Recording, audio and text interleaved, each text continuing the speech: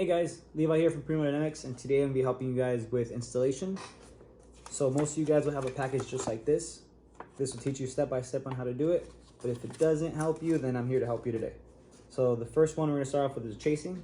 So our chasing is a 3-pin wire just like this, and the next step with this is you're going to connect it to your driver. So some drivers will have 2, 4, or even 6 plugs. It doesn't matter, just depends on the housings. You might even have extras. So the next step is take your driver, connect it to your regulator, good to go. And then this right here is for your switchbacks. This will get spliced into your turn signals.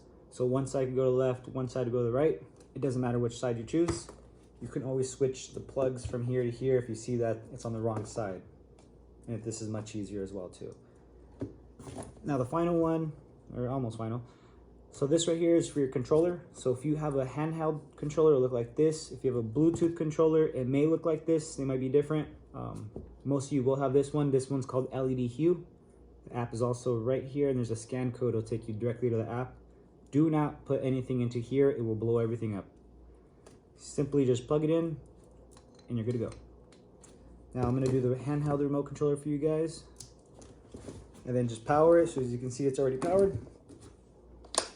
And then with your handheld remote controller, just turn it on. 200 different patterns to go with. Easy to play with.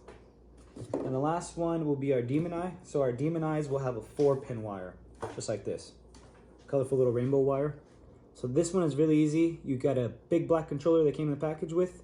You just plug it in and you power it and you're good to go. And the app for that one is Magic LED. Now if you power it and it's not working, just unplug it, switch, and do it again.